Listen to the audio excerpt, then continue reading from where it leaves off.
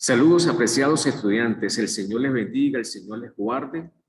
Nuevamente me siento contentísimo de estar con ustedes para compartir esta clase que va a ser sumamente interesante y va a hacer un repaso de lo que ya ustedes han aprendido. Como es nuestra costumbre, excelente costumbre, es orar antes de comenzar. Así que vamos a hacer eso. Cerremos nuestros ojos. Señor y buen Padre que estás en los cielos, estamos muy contentos de compartir tu palabra en este instante, y sobre todo para enriquecernos de ella de tal manera que pueda dar frutos de arrepentimiento, de salvación en nuestras propias vidas y también tener un corazón contento para compartir las buenas nuevas de salvación. Que ese sea el espíritu de estos jóvenes que están aprendiendo esta materia, que tú le puedas guardar, cuidar, proteger. En Cristo Jesús. Amén. Bueno, apreciados estudiantes, vamos a meditar en el libro de Levíticos, capítulo 25. Este capítulo trata sobre el jubileo. También sobre el año de descanso de la tierra. Así que estos son los dos temas principales, pero más que todo abarca el jubileo. Leo desde el versículo número 8. Y contarás 7 semanas de años, siete veces 7 años, de modo que los días de las 7 semanas de años vendrán a serte 49 años. Entonces tocarás fuertemente la trompeta en el mes séptimo a los 10 días del mes.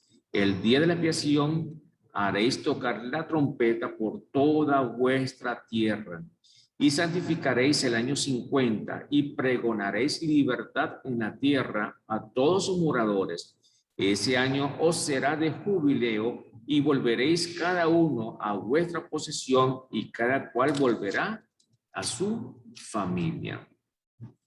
En esa semana de fiestas que se iniciaba en el día de la expiación, vean ustedes la relación, la conexión que hay entre el día de la expiación, el Yom Kippur, y este día o fiesta de la cabaña, Sukkot.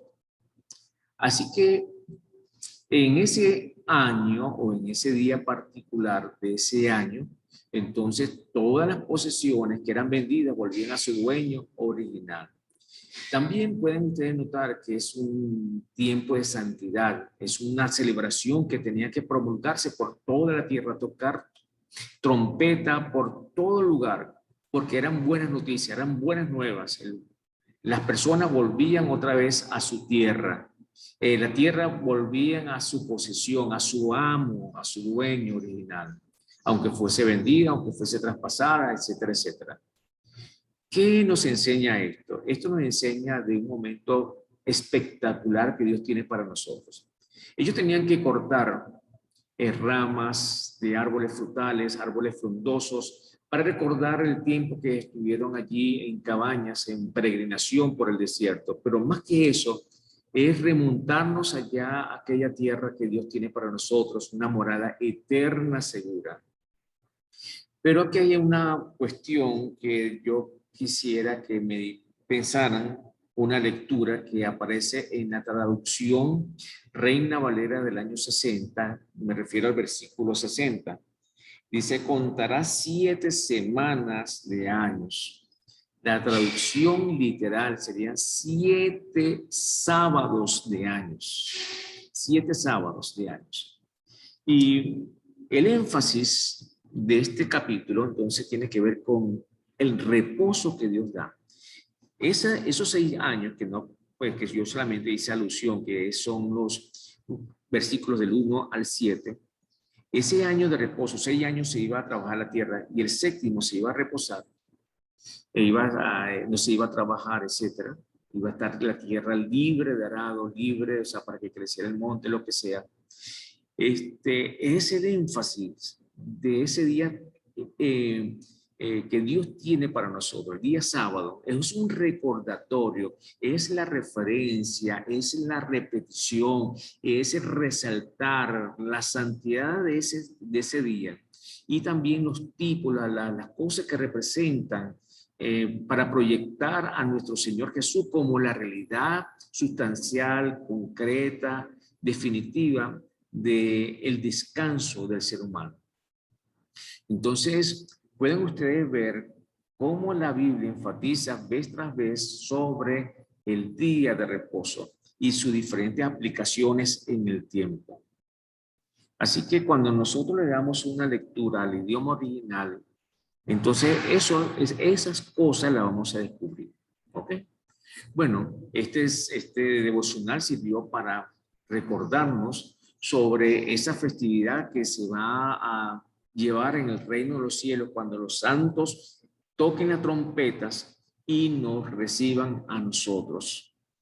Qué bendición será, qué emoción tan grande. Vamos a vivir en nuestras moradas definitivas. Ya no vamos a estar viviendo en casa de barro, en casa de ramas, en casa de concreto. No, vamos a vivir en el reino de los cielos. Y luego vamos a vivir en la tierra renovada. Qué bendición para los hijos del Señor. Muy bien. La clase de hoy tiene que ver con los pasos de la exégesis. ¿Ok? Entonces vamos a mencionar rápidamente, ustedes lo pueden ver allí, los pasos de la exégesis. ¿Ok? En primer lugar, recuerden que vamos a recordar cosas que ya ustedes han aprendido. La exégesis es sacar. La exégesis es meter. Entonces nosotros vamos a extraer de la palabra sus hermosas enseñanzas y cómo aplicarlas en el tiempo presente, cómo nosotros podemos enseñarlas. Esa exégesis nos va a alimentar y luego nosotros vamos a partir el pan. Tomamos el pan, nos alimentamos del pan, pero también partimos el mismo pan para compartirlo con otra persona. El pan de vida, el pan de la palabra de Dios, el pan que está encarnado en Cristo Jesús. Muy bien, entonces vamos a ver los pasos de la exégesis. En primer lugar, ustedes lo están viendo allí, es establecer el texto. ¿Ok? El texto es muy, o sea, ustedes van a estudiar, van a seleccionar el texto, ya ustedes tienen designado los textos, así que ustedes van a trabajar en ese texto ya señalado. Muy bien, ese texto estará en hebreo o en griego y también es necesariamente útil, requisito, es ver las diferentes lecturas que tiene ese determinado texto en tal caso que lo tenga. Así que para eso es el aparato crítico, ya ustedes saben cómo usar el aparato crítico. Otro asunto que es importante, una vez que tengan el texto, vean la otra parte, cuando veamos la gramática, que hay que hacerlo para llegar a esto, es la traducción del pasaje. Esa traducción del pasaje personal que tú hagas, entonces es bueno tener lo que allí se menciona, comparar diferentes versiones, por lo mínimo cinco versiones distintas. Puedes usar también en inglés.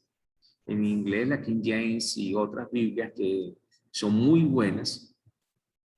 Una vez que tenga las diferentes lecturas de las diferentes versiones, entonces señalar el género literario al que pertenece ese texto. Y eso lo vamos a ver ahora con este segundo paso. ¿Ok? Es la gramática. Identificar las palabras clave del texto o episodio escogido. ¿Qué significan esas palabras en el idioma original? ¿Qué son esas palabras? Es decir, la morfología, la semántica y la sintaxis.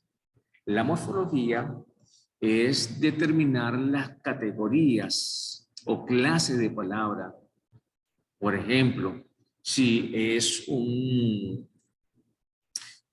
artículo, si es una preposición, y esto es muy útil. ¿Por qué? Porque cuando hablamos de la sintaxis, es decir, la función que cumple la palabra, nos va a llevar a ver cuál es el pensamiento general del autor, o sea, el pensamiento del autor en el momento, cómo se conectan, cómo se hilan las palabras, los pensamientos, las frases, para darle sentido a lo que estamos leyendo. ¿Ok? Entonces, por eso es importante la morfología, la sintaxis que te muestra cuál es la función de la palabra y la semántica.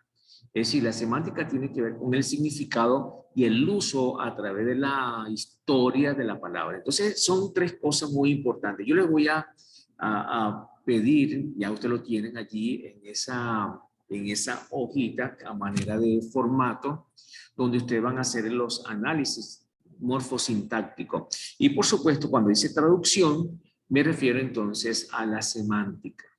¿Ok? Y cuando hablamos de semántica, es como se utilizan las palabras en el resto del Nuevo Testamento. Me faltó colocar allí en el hebreo también. ¿Cómo se usa esa palabra? ¿Cómo son los diferentes usos? Porque, por ejemplo, cuando yo leo en español la palabra amor, en griego es diferente. Cuando yo hablo de pecado en el Antiguo Testamento, también hay otras acepciones. Cuando yo hablo sobre la palabra fin en el Nuevo Testamento, yo tengo que ver las diferentes formas, usos, acepciones, significados que se le da a esa palabra. En el caso del Nuevo Testamento, un ejemplo, la palabra fin. Lo que ya le mencioné, ¿por qué? Porque vamos a encontrar el fin de la ley, el propósito y otros usos, ¿ok? Así como aparece el amor cuando el Señor le dice a Pedro, pero tú me amas. Sí, Señor, yo te amo. Ah, bueno, ¿qué clase de palabra usa allí Pedro cuando dice yo te amo? Tú sabes que te amo. ¿Ok? Entonces, ¿cómo se usa esa palabra? Si estoy analizando un texto en el hebreo, en el Antiguo Testamento. Si estoy en el Nuevo Testamento, pues en griego. Si hay alguna otra palabra que se relacione. ¿Ok? Entonces, es importante también, cuando nosotros hablamos de esa gramática, especialmente en el hebreo, los acentos. ¿Por qué? Porque los acentos me van a permitir saber, para hacer este análisis exegéticos, saber cuál es la mitad de un versículo.